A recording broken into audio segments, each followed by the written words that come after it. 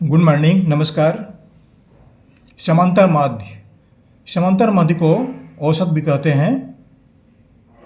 इसका दूसरा नाम मान के चलिए इंग्लिश में एनालाइजिंग ऑफ डाटा।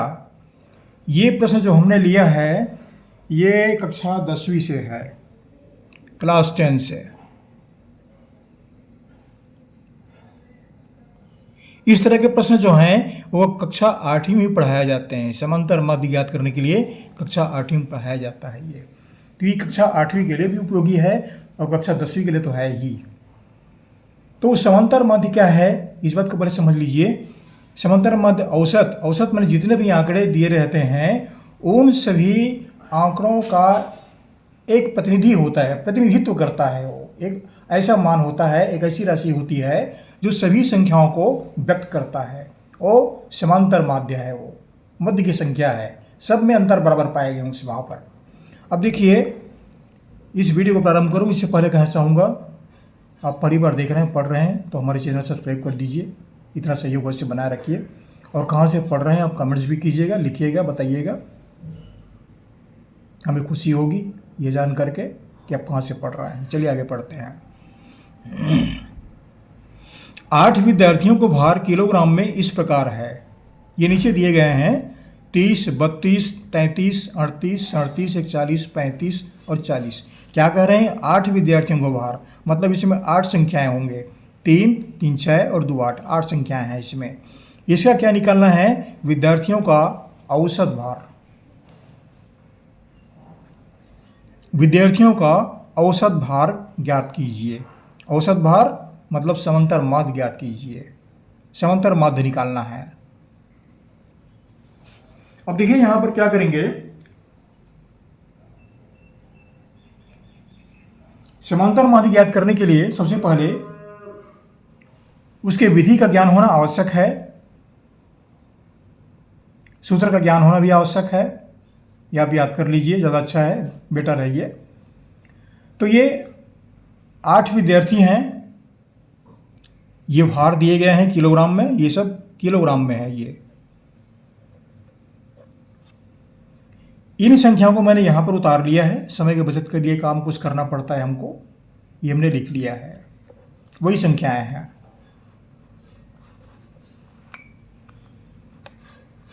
अब देखिए यहां पर समांतर माध्य, समांतर माध्य बराबर इसको एम से व्यक्त करते हैं, एम से भी व्यक्त करते हैं और एक्स बार से व्यक्त करते हैं, तीनों से व्यक्त करते हैं। ये संकेत है इनका। आप इनमें से कोई से भी एक लिख सकते हैं। तो इसका सूत्र है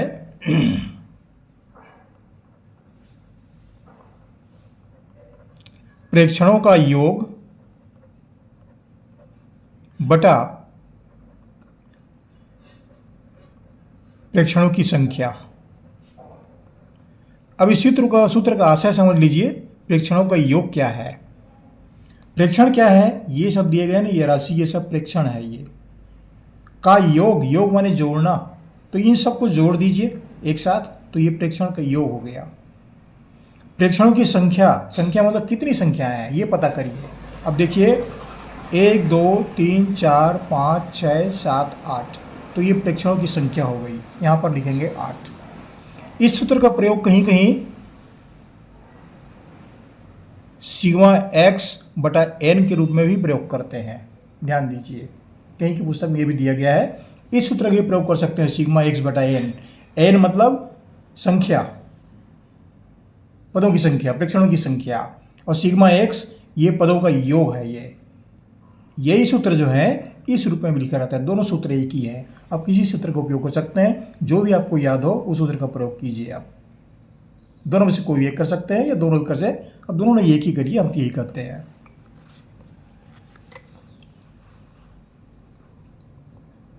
अब देखिए यहां पर सबको जोड़ देते हैं।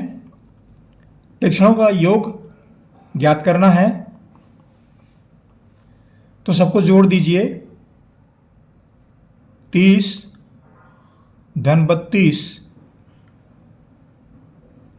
धन 33 धन 38 37 41, 35 और 40। ये सब संख्याएं हमने लिख दिया। कुल 8 संख्याएं हैं, पहले भी गिन चुके हैं और गिनने की आवश्यकता नहीं है, हमने लिख दिया 8। जितनी संख्याएं हैं वह प्रेक्षण की संख्या होगी। अब यहां पर देख लीजिए,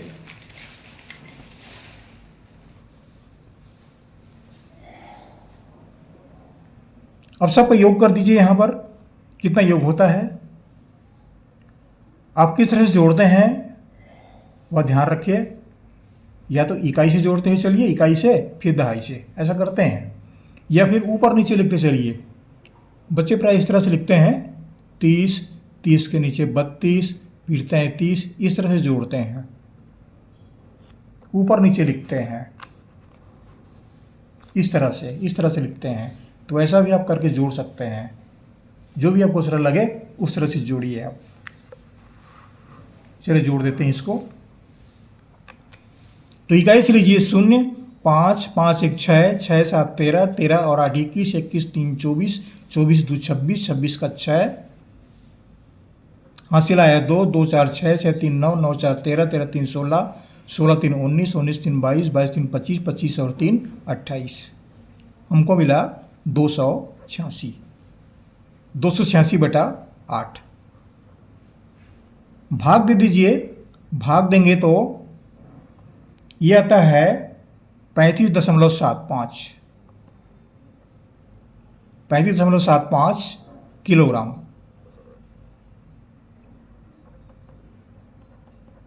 ये उत्तर आता है। अब भाग देने की विधि मैं नहीं बता रहा हूं, भाग देना आप जानते हैं, फिर भी चलो थोड़ा सा हम भाग दे देते हैं, ज़्यादा स्पष्ट हो जाएगा। थोड़ा सा वो समय मान के चलिए।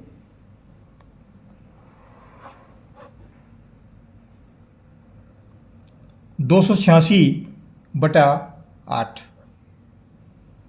8 3 24, घटा दीजिए, बच गया 4, 6 को नीचे उतारिए, 8 पंचे 40, घटा दीजिए, बचा 6, दशमलव लगाइए, दशमलव बदलम 0 आएगा, 8 पंचे 8 सत्ते 56, घटा दीजिए, बच गया 4, फिर एक 0 बढ़ाइए, 8 पंचे 40, पूरा कट गया। इतनी बातें मैं इसलिए बता रहा हूं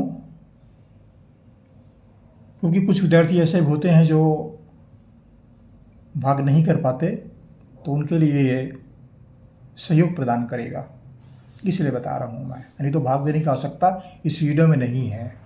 आप भाग दे सकते हैं, ये कटा सकते हैं सीधा। भाग ना दें तो इस संख्या को, इसको आप सीधा कटा सकते हैं, कट जाएगा और ऐसा उत्तर आपको प्राप्त हो जाएगा, 35.75 किलोग्राम। अब देखिए यहाँ पर विद्यार्थियों के साथ क्या होता है, जोड़ते जोड़ते कहीं ना कहीं गलती कर बैठते हैं। लगता तो है सवाल जो है बहुत सरल है, सवाल बहुत सरल है, लेकिन ये जो जहाँ पर आप योग करेंगे, इन संख्याओं को योग करेंगे तो कहीं ना कहीं गलती कर बैठते हैं, जोड़ में गलती हो जाती है, और जोड़ में गलती हुई तो उत्तर भी गलत आएगा वो। अब देखिए ये बातें जो है ना, केवल विद्यार्थियों के साथ नहीं, शिक्षकों के साथ भी होता है ऐसा। मैं उदाहरण बता रहा हूँ आपको मैं। ये देखिए इस सवाल को जब मैंने बनाया, ये देख लीजिए, पहले योग में आया 2 से 81 आया, उत्तर चेक किया, गलत हो गया, ठीक है। फिर योग किया, मैंने पता चला कहीं ना कहीं गलत कर दिया हूँ, फिर मैंने जोड़ा 286 आया। अब इसको भाग दे के देखा तो ये उत्तर सही है, 35.75 आता है। तो शिक्षकों के साथ भी ऐसा होता है, नहीं होता ऐसी बात तो नहीं है, होता है। इसलिए मैं बता रहा हूँ मैं कि अगर योग करने की विधि आपकी सशक्त है, पक्की तौर पर योग करना जानते हैं कि एक बार में आप गलती नहीं करेंगे, तब तो सही है। तो कहीं ना कहीं योग करने में गलतियां हो जाती है, ये आप ध्यान रखिए। सवाल तो दिखता है कि बहुत सरल है, हम भी कहते हैं बहुत सरल है, निश्चित रूप से कह रहा हूँ मैं, बहुत सरल है, आपको समझने में कोई कठिनाई नहीं है। गणित जो है अभ्यास मांगता है, अभ्यास। गणित में अभ्यास करेंगे तो निश्चित रूप से सफलता की संभावना बनी रहती है। नहीं तो गणित केवल समझ जाते हैं, ऐसा लगता है देखने से कि ये तो बहुत आसान है और हम इसको आसानी से बना लेंगे, लेकिन कहीं न कहीं गलतियाँ हो जाती है और नंबर वहाँ पर कट जाते हैं। ये आप ध्यान रखिए। अगर हल करना नहीं आता, नहीं हल कर पाए, समय नहीं मिला, तो इसमें केवल सूत्र भर लिख दीजिए। ये सूत्र लिख दीजिए आप। अगर 4 नंबर प्रश्न है तो 1 नंबर निश्चित रूप से आपको मिल जाएगा। केवल सूत्र लिखे हैं, केवल इतने मात्र से, बाकी हल नहीं किए हैं। समय का अभाव हो गया, केवल इतना ही लिख पा रहे हैं तो लिख दीजिए, 1 नंबर मिल जाएगा। ये आप ध्यान रखिए। तो सूत्र का ये महत्व है, आप सूत्र को भी आप ध्यान पर बनाए रखिए, याद कर लीजिए। आशा करता हूँ वीडियो आपको अच्छा लगा होगा। हमारे चैनल को सब्सक्राइब करना ना भूलें अगर आप पहली बार पढ़ रहे हैं तो। अगली बार फिर मिलेंगे अगले वीडियो में, तब तक के लिए आपको धन्यवाद।